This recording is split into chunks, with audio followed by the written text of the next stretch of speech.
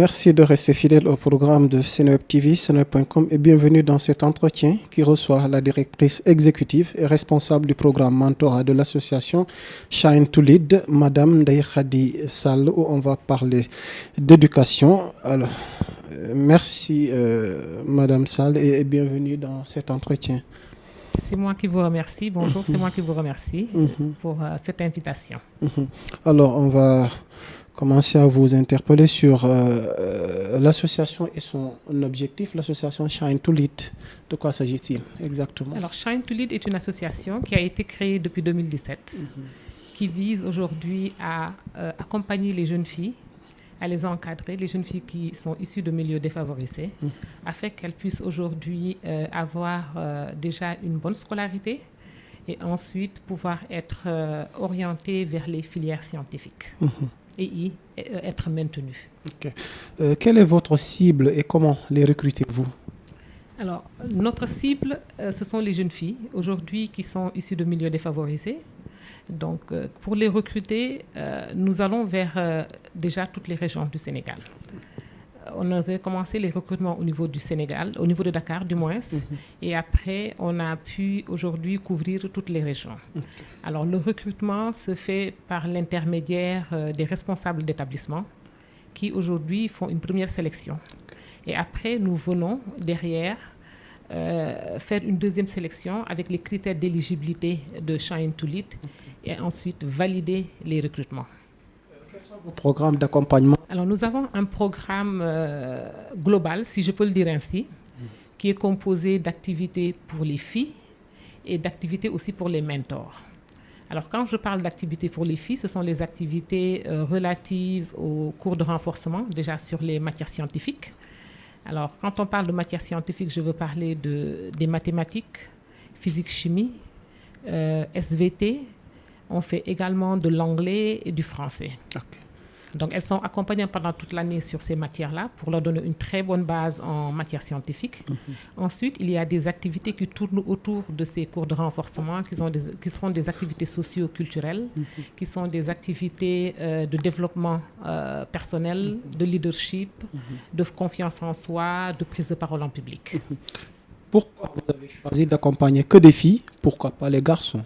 Alors, je veux terminer la question par rapport à l'accompagnement. Alors, après cet accompagnement-là au niveau du programme des filles, nous avons également les mentors qui font partie du programme global et qui sont les jeunes, des femmes qu'on a aujourd'hui sélectionnées qui viennent volontairement nous voir pour pouvoir accompagner ces jeunes filles-là.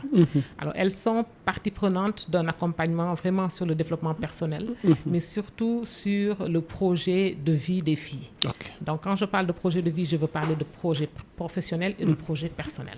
Ok, donc voilà. On va revenir sur la question tantôt posée. Pourquoi avez-vous choisi d'accompagner que des filles? Pourquoi pas les garçons? Alors, il fallait démarrer par un projet, par un modèle économique. Et ce sont les statistiques qui nous ont poussés aujourd'hui à aller vers les filles. Parce que quand on regarde le rapport national sur l'éducation au Sénégal, les statistiques nous disent que si aujourd'hui le nombre de filles qui passent en seconde et est en pleine croissance, par contre, le nombre de filles aujourd'hui orientées vers les filières scientifiques reste encore minoritaire. Donc c'est ça qui nous a poussé à dire, ok d'accord, on va d'abord faire nos actions sur les filles et au fur et à mesure, si on se rend compte que la tendance est en train de s'équilibrer, ben à ce moment-là, on ira peut-être sur les garçons un jour. Mais notre objectif au départ, depuis la création de l'association, c'est d'abord viser les filles. On va parler d'impact maintenant. Quelles sont vos performances cette année au niveau du bac? Alors, ce que je pourrais dire, c'est que nous avons eu de très belles performances cette année. Comme vous le savez très bien, la moyenne nationale pour le bac cette année est de 51,54%.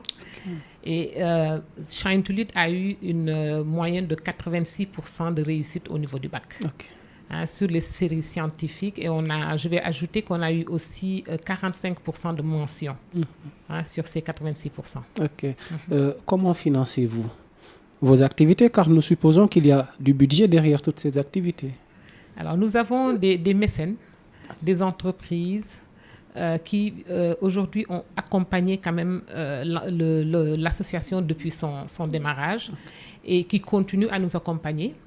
Et aujourd'hui, nous sommes en pleine campagne d'appel à partenariat pour pouvoir continuer à recevoir, à nouer des partenariats. Parce que, comme vous le savez, nous avons démarré par une phase pilote avec un nombre très réduit de filles.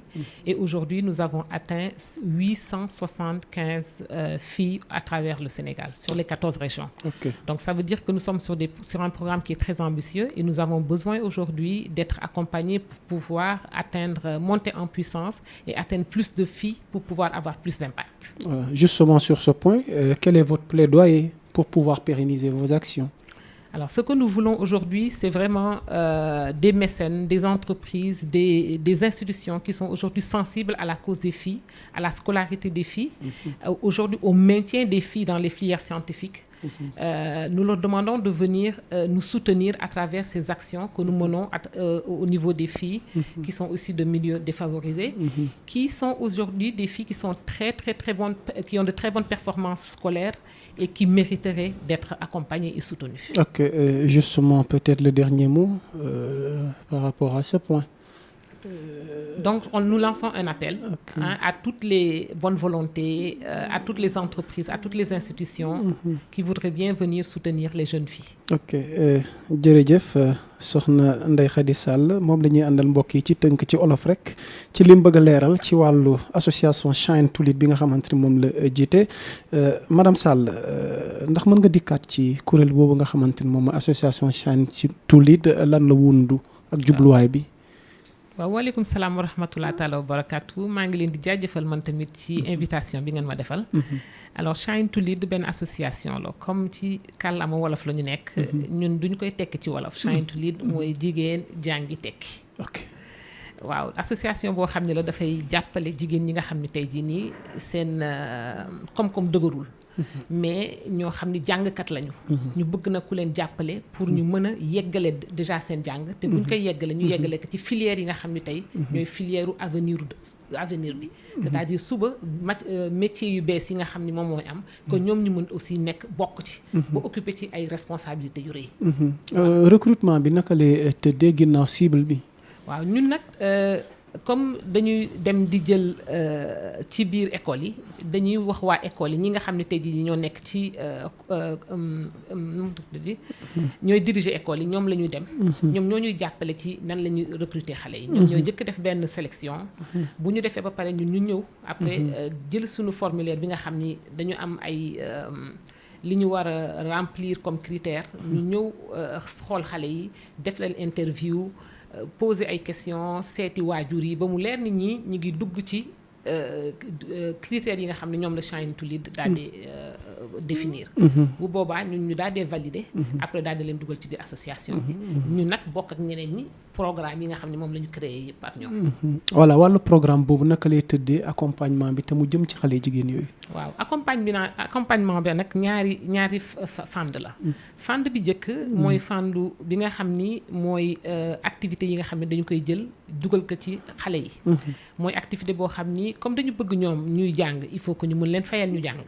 beneen bi mooy bu ñu leen fayalee dañu bëgg tamit bu ñuy jàng ñu orienté leen ci li ñuy wax matière filière scientifique yi. mooy ay maths ay physique ay sciences physiques sciences de la vie et de la terre. donc ñun yooyu leen di gën a jàppale pour ñoom ñu ci jàng. léegi nag boobu benn activité la beneen bi mooy léeg-léeg ñu yóbbu leen ci ñu seeti ay sites yoo xam ne ay yu bees la ci ñoom yoo xam ne aussi dafay yokk seen nu mu tuddati seen xam-xam. dugal leen tamit ci mbiru sport ndax sport ak santé moom tamit lu baax la ci sport ci lu baax la ci santé. xamal leen daal yoo xam ni dafay war a ànd ak ci jigéen bëgg nañ tamit dugalal nañ tamit ci activité boo xam ne jigéen dafa war a jàng wax. parce que boo bëggee suba occuper place responsabilité war nga mën bu ñu la poser question nga am loo war a wax nga wax ko bu fekkee da nga war a défendre sa bopp nga défendre sa bopp. yooyu yëpp tamit dañ koy jàppale xale yi pour ñu mën suba mën a taxaw wax seen soxla wax li ñu bëgg ñu jox leen li ñu war a am. léegi nag ñi leen di jàppale tamit ci wàllu activité yooyu am na beneen activité boo xam ni ay mag yoo xam ni tey jii nii macha allah dañu baax ndax ñoo jël seen bëggaayu bopp ñëw ni dañuy jàppale si xale yi ñooñu tamit dañ leen di dénk xale yi ni leen léegi gunge leen ci li nga xam ne ñun moom la ñuy def comme ça ñoom du ñu juum ci fi nga xam ne foofu la ñuy dem ñoom nag seen rôle mooy jàppale xale yi pour ñu mën leen orienter ci li nga xam ne xale yi bëgg nañ ko ba pare nag ñu ànd ceeg ñoom comme ça ñu réussir ci. voilà li ñëpp bëgg a xam mooy lu tax ngeen taamu xale yi jigéen yi pourquoi pas xale yu góor yi jubluwaay bi lan la lu tax ngeen taamu xale yi jigéen yi. waaw foog naa ni ñi ngi xam nañu depuis ba ma nekkee xale man ba tey ñëpp dañu xam ni jigéen ñi dañu mos a ragal matière une filière scientifique. Donc loolu mooy wëy ba tey mais ñu ngi gën di dem di wàññeeku nag bu ñu waxantee dëgg ñu ngi gën di wàññeeku d'année en année bu ñu ko xoolee ñu ngi gën di wàññeeku c'est-à-dire que jigéen ñi ñu ngi ñëw di commencer di suivre filière scientifique yi ñun dañu fekk tendance ñu ni négal ñu tam ñu def ci suñu loxo loolu moo tax ñuy gunge waale tendance bi rek dañu gis ni tey ji nii bu fekkee ni xale yaa ngi jóge 3e am BFM di dem jigéen ñay ëpp mais bu orientation jotee pour dem filière scientifique góor ñi ñooy ëpp donc ñun la ñu bëgg ëpp boobu nga xam ni moom moo ëpp ci góor ñi ñu daal di ko rééquilibrer ba nga xam ni tey bu ñuy dem bu ñu nee am nañu fukki góor daal di ne am nañu fukki jigéen bac bi weesu alors wàllu résultat yi léegi nag bac bi weesu li ma la bëggoon wax tamit mooy ñun dañuy accompagner ba bac mais aussi commencé nañu aussi di accompagner xale yi ba après bac waaw ok naka lay tëddee boobaa waaw boobu mooy mentor yi mooy jigéen ñi nga xam dañu sawaroon ñëw di ànd ak ñoom ñooñu dañuy continuer di ànd ak ñoom di leen toppatoo di gën toppatoo seen orientation ba saa lépp lu ñu leen soxla nag ci développement ci seen xarelu bopp ñooñu continuer di leen ko jox ñun aussi léeg-léeg ñu def aussi ay soutien ci loo xam ne par exemple dañu soxla ordinateur amuñu ko wala dara ñun tamit dañuy ñëw association bi jàppale leen ci loolu justement ci laa la bëggoon interpeller mooy wàllu finance naka ngeen di def activités yi ngeen di def nii naka ngeen koy financer ndax jàpp nañ ni nag lu yëngu lu ne la ko yëngal moo ko ëpp doole waaw ñun nag man duma commencer tant que santuma ak gërëm ñi nga xam ni ba association bi sosoo ba tey ñoo ci def seen loxo bu dul woon ñoom fii ñu yegg tey jii duñu fa yegg ñu di leen gërëm bu baax di leen sant bu baax di wax ni tey jii nii association bi dafa commencer par nombre bu tuuti tey ñu ngi ci 875 xale kooku mooy la nga daan utiliser ci xaalis war na ko ëpp léegi nii pour nga mën mëtal activités yi nga xam ne moom ngay def yëpp moo tax nag ñu toll nag foo xam ne tey jii nii bu ñu bëggee dem ci 1000 1500 2000 il faut que ña ñu daan jàppale non seulement ñu continuer ñu jàppale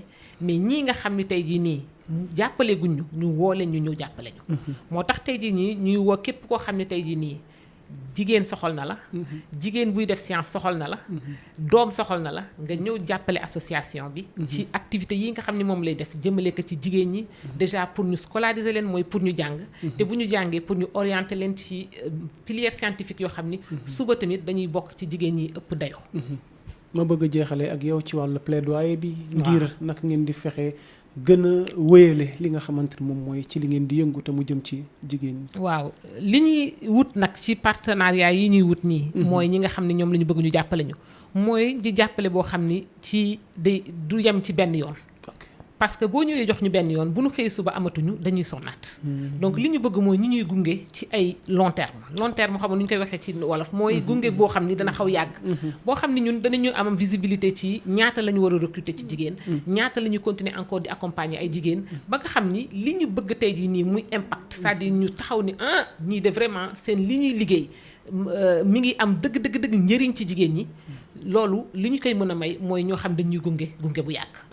fi mu ne nii ci loolu la ñu nekk taxaw nii moo tax ñuy ñëw di sàkku vraiment képp koo xam ne tey jii nii li ñuy xeex soxal na la nga ñëw jàppale ñu ci pour ñu mën a amaat jigéen ñoo xam ni ñooy ëpp lii ñu xam ne mën ñu am ba nga xam ne tey jii nii képp koo xam ne ci critère u Shine to Lead ko bokk nga war a mën a nekk ci association bi parce que amaguñu loolu tey li ñu am rek mooy li méngoog li ñuy am ci xaalis ci ak si suñu budget mais bëgg nañ ñu képp koo xam ne tey yaa ngi ci région Sénégal 14 régions yi am nga tey jii nii éligible nga ci critère u Shine to Lead bëgg nañu tey ji nga bokk ci association bi jërë ngeen jëf mbokk kon képp ku ci bëgg am lu la ci leer na nga fexee jokkoo ak madame Sall mi nga xamante ni moom moo jiite bile programme association Shine to Lead alors fan la ñuy jeexalee rek ak yow lan mooy kàddu gu mujj gi par rapport ak seen kuréel gi ak li nga xamante ni moom moo nekk seen i kanam. waaw ñun daal ñu ngi leen di wax ni vraiment ñun ñi koy sos vraiment ak ki ko sos sax laay jëkk wax man moom la ñuy jëkk gërëm ndax moom moo toog xelam dem ci lu rafete nii mu jaamu ci yàlla nag bu baax créé ko ñu ngi ko ci gërëm di ko ci sant mu tudd Naye Bathily di ci gërëm ñi nga xam ni ñoom ñoo commencé association bi ba léegi ni ndax man dama fekk si ñeneen fekk si nañu mais ñi ko commencé ñëpp ñoom tamit ñu jar a gërëm la ñu ngi leen di gërëm tamit képp koo xam ne tey jii nii vraiment def ko ci sa loxo di woo nag képp ku ci def loxo ak koo xam ne dafa goo ci loxo ñu ngi lay woowaat pour nga ñëw jàppale ñu. ñu ngi lay jaajëfal madame Sall looy tàggatoo. waaw jërëjëf maa ngi leen di remercier ak di leen wax ni tey sunu site web mun ngeen ci dugg comme ça ngeen xool ko. mooy www.shinetolead.com. ku ñu bëgg nag seet si wala nga bëgg wax ak ñun numéro téléphone bi ñu lay jox mooy 77 mooy sama numéro téléphone. 644 95 48.